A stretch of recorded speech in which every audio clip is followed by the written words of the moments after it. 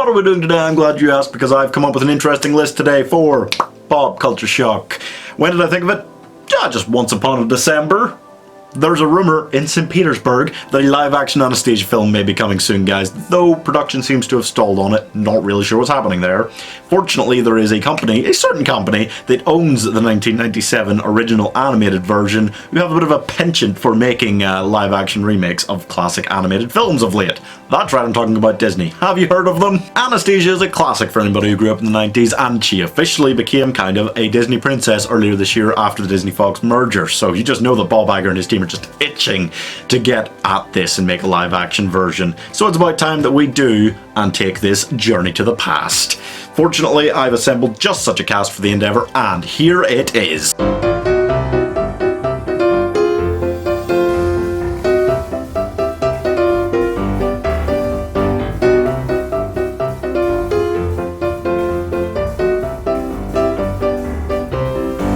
First, you have to cast Anastasia, the Russian princess, though she doesn't know it. Oh, what a tangled web we weave. Get it? She didn't know she was a princess either.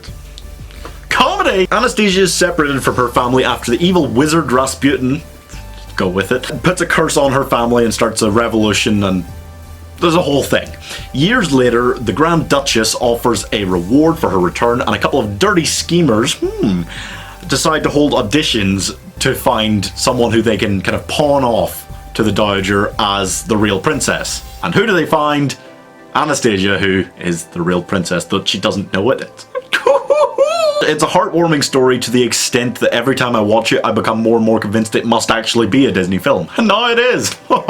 If you want someone to play this role, then look no further than the adorable Kiernan Shipka. Still only 19, but with a wealth of experience playing Sabrina in the Netflix revival.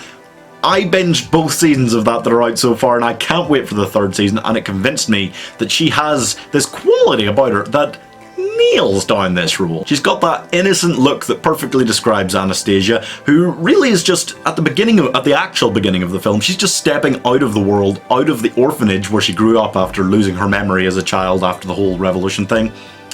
And she doesn't know anything about the world. She is naive to begin with, but by the end of the film, after going through everything that she does, she becomes this really strong, empowering female character. Shipka is the perfect person to pull this off. It's the major Hollywood role that she's just waiting for. I mean, we know she's going to be a huge star. It's just any minute now, basically. Next we're going to add a little amour to the mix. Dmitri is the young servant boy who helped Anastasia and her grandmother escape from the palace during the whole revolution magic thing, but he's grown up and turned con man. He, along with his friend Vladimir, hires Anastasia to play herself. This is a complicated film.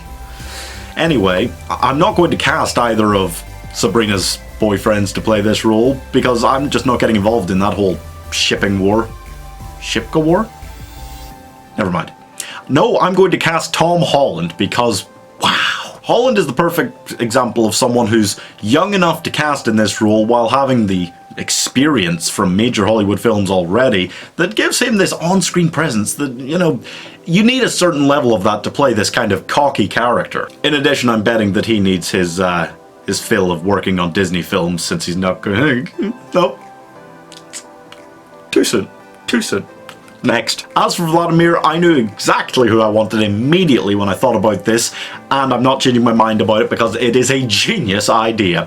Who remembers the Princess Diaries films? Everybody? Good. So, Genovia, the place we all call home, it had the Queen, and we all know about that, but it also had a Prime Minister who was played by Joel McCrary, and he was wonderful, and he's exactly how I imagined Vladimir in a live-action film, because he's pretty similar to how Vladimir was in the animated film. He's excellent, I love him. He's not done a huge amount else. He's had a long career, but bit roles, animated roles, things like that. And this is just a big role for him, and he's just great. I just loved him in those films. He'd be so funny. He'd be so good. Yeah. Next, Bartok. Yes, the evil bat. Well, he's not really evil. He was the henchman for Rasputin in the film, but he was just wisecracking. He was the comedic relief, and God, there were even animal talking sidekicks. Is this definitely not a Disney film? He was masterfully played in the original animated film by Hank Azaria, and it's a bat, so you can't, you know, actually put him on the screen as a person. So yeah, nobody else gets to play Bartok. It's going to be Hank Azaria or nobody. They might not even put him in this version. What version? Next, the only other person who survived Anastasia's attack, family, revolution, magical, is her grandmother, the Dowager Empress Marie, who offers the reward for her granddaughter's return, subsequently sets off the con men trying to find someone to play Anastasia, and they find Anastasia. So complicated. The Dowager is pretty... she's strict, she's royal, she's regal, but she's also kind-hearted, at least with Anastasia, and the rest of her, well, she would be with the rest of her family if they were alive. You need somebody who's on the older side, can play that kind of strict role, seems very regal, maybe even has musical experience. Who remembers the Princess Diaries films? Still everybody? Fantastic! So, in that, there was a Queen of Genovia who had to guide her granddaughter into being a princess and then later into a queen.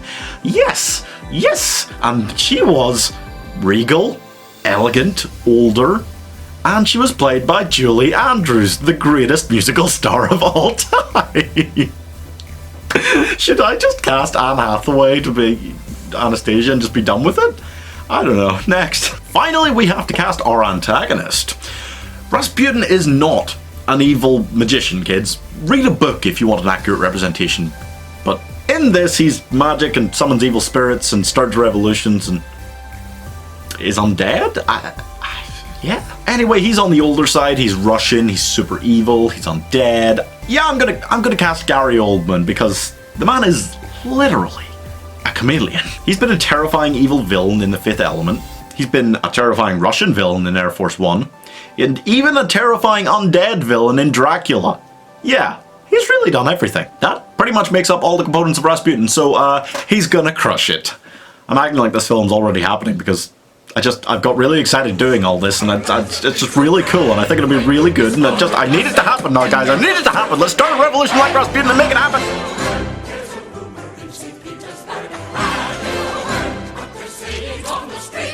Although the Tsar did not survive, one daughter may be still alive. Next week, we're casting Bartok the Magnificent. No, I can't even pretend that anybody needs to see that again.